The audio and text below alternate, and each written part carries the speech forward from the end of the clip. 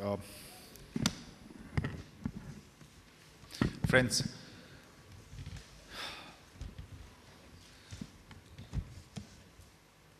piracy and that too in the media and entertainment industry is something which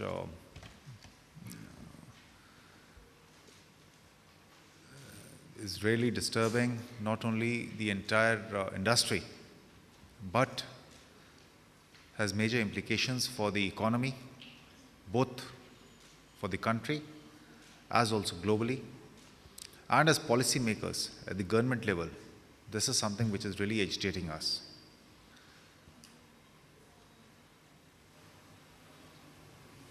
There was a time when we would look at piracy in terms of pirated CDs or earlier on, I mean the children out here, the students out here would not even have seen these machines.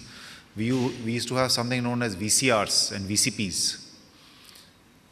So video cassette recorders and video cassette players, huge machines, and we would, in our childhood, we would actually book a VCR from the market for 100 rupees or so and get 4 cassettes, and they used to be binge watching.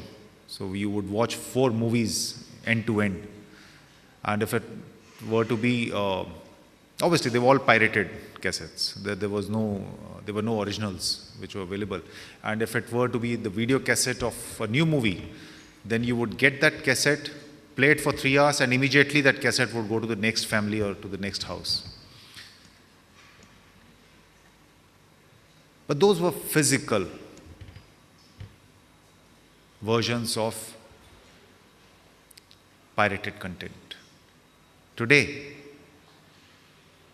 there is absolutely or hardly any physical movement. There are hardly any tangible, so to say, products that one can block either at the international borders or conduct raids in domestic markets. If we talk of piracy today, then by and large, we are talking of online piracy. We are talking of signal-based piracy. We have our TV channels in India, and the entertainment industry in India is pretty robust, it's pretty vibrant. But when these channels, or the content which has been created for these channels,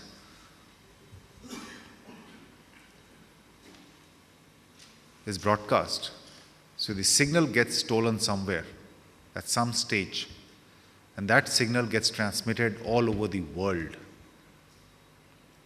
in the fraction of a second, and the entire content is available for free or practically for free the world over. And the worst part is that the people who have actually labored to create, to curate that content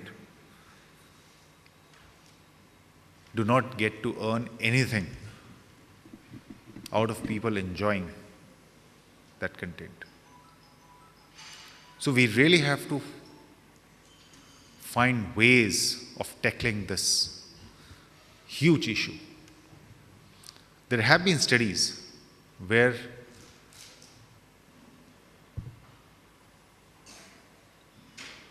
the ill-gotten gains from this piracy or even counterfeiting have gone into not only the unscrupulous elements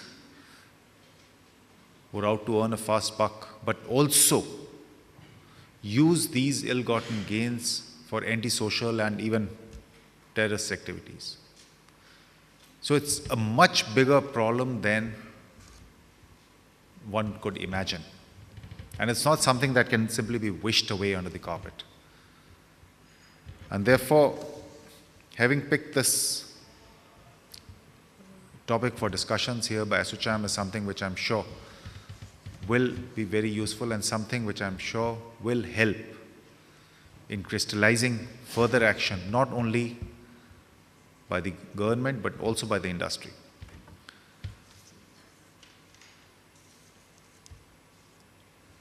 Almost 2.5 years ago, when the national IPR policy was adopted by the government of India, around the same time, realizing the need to take all IPs forward and to give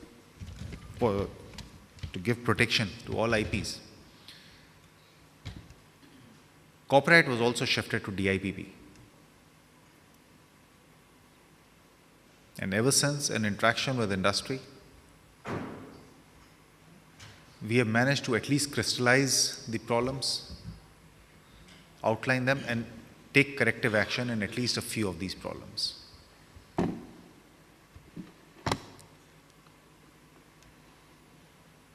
So the industry went ahead and was able to identify rogue websites which have predominantly copyright infringing material.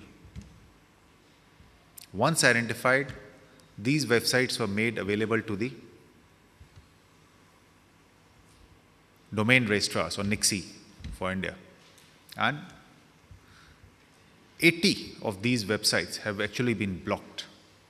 They have been pulled down on the basis of non-fulfillment of KYC, or Know Your Customer norms. So they don't have, because they don't give the names of the owners of the domain registrars, or the people who have got the domain names registered. They don't give the name, their addresses, etc. So on that basis, we have actually managed to get 80 of these websites blocked. Now mind you, it sounds to be a very small number given the fact that there are billions and millions of websites. But if you were to see in the context of what is happening globally, where in almost all countries, including the highly industrialized or Western countries, only URLs get blocked. Now, blocking a URL means that in the next 5 minutes, a new URL will come up and the same content is again being spread all over. Blocking a website means that you are at least making a dent, a positive dent in the entire supply chain of this piracy.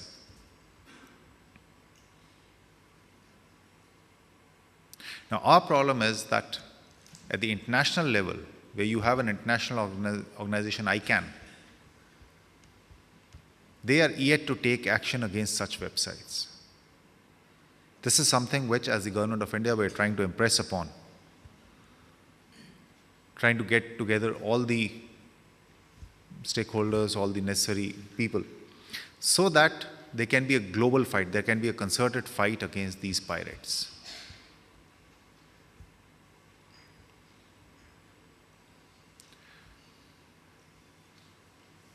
For those of you who are aware of the judicial process, especially under the IT Act, where it's not easy to block websites, and definitely that is not something that as the government we would like to advocate. We cannot go around whimsically blocking websites. But wherever we find a website which has maybe 70%, 80%, 90% copyright infringing material, these websites definitely need to be blocked. And we have to find an administrative mechanism to do the same, so that the speed at which this is done is much faster, and two, the cost to industry is reduced to a minimum.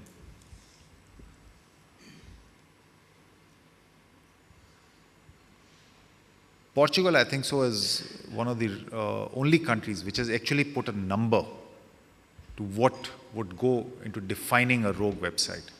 And I think they've placed it at 66% of the content being infringing material. So, if in practical terms, there is some infringing material which is posted on, say, YouTube, then that doesn't mean that YouTube gets blocked. But once a notice is given to YouTube, only that content is blocked or pulled down. But for websites, songs.pk, or there would be any number of such websites which are only broadcasting or predominantly broadcasting this infringing material, we have to find ways to block them. There are certain other actions also that are needed. One, we have to cut the financial chain to these pirates. So if you have advertising taking place, the advertisers, the advertising agencies have to commit not to give advertisements on these websites. The source of income is advertising, and if we can cut that, we are making a major impact. 2, the ISPs, the internet service providers, have to take as safe harbors. Obviously they are protected under law, but they have to take on a voluntary kind of mechanism whereby once a site is identified by a competent authority, and you create an IWL, like PIPCO does in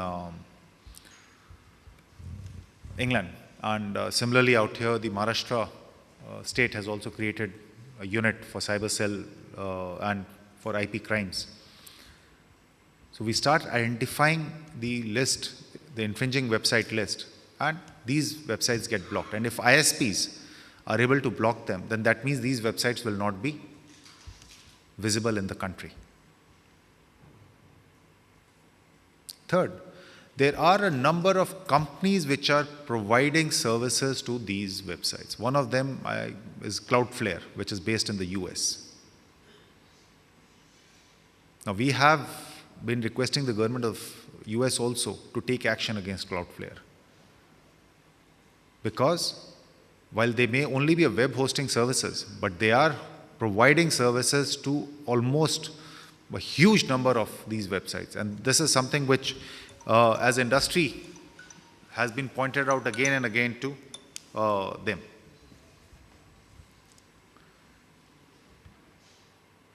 The point I'm trying to make here is that, one, it cannot be, this fight is not something which only industry can initiate and win. It has to be the industry and the government coming together.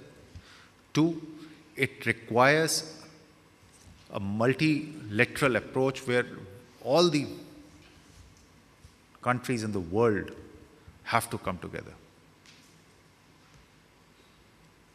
All the other organizations, the other players, advertising agencies, ISPs, federations, have to come together if we are to achieve success in this fight against pirates.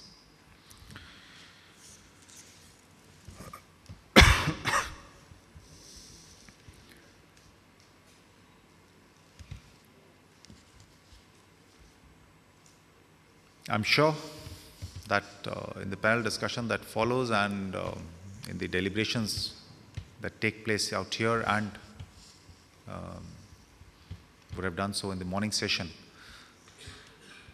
we are hopeful that there would be certain actionable points that emerge which we can take up and move on with it.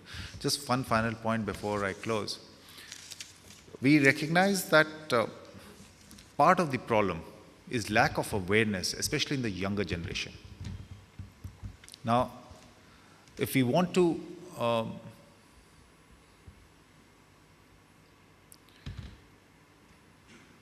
we can take criminal and penal action against the actual pirates, against the people who are propagating it. But if on a torrent site, a student downloads a movie, it's illegal. Let's be very clear, it is illegal. But we are not for a second even thinking or proposing criminal action or even any other punitive action against students or against the society at large. No, that is not the idea. But we are looking at creating awareness in the society at large, especially in the students, that what you're doing is wrong. It's like stealing someone's pen or stealing someone's notes, or you're stealing the work someone, and stealing is wrong. And creating this awareness is part of the fight against piracy. So we have already got some short videos that have started playing on TV channels, and we are looking at playing them on cinema halls also. So short clippings of maybe 40 or 45 seconds by personalities like Amitabh Bachchan, Vidya Balan, Varun Dhawan, etc. So a lot of these film stars have shot these videos for us to advocate and to convey this message that piracy is wrong and to say no to piracy. So we really look forward to continuing this fight against piracy in conjunction with industry, in conjunction with other stakeholders, in conjunction with our partners in other countries. And even as pirates continue to find new ways, I'm sure that in this fight, we will be able to match them and to beat them at their own game. Thank you.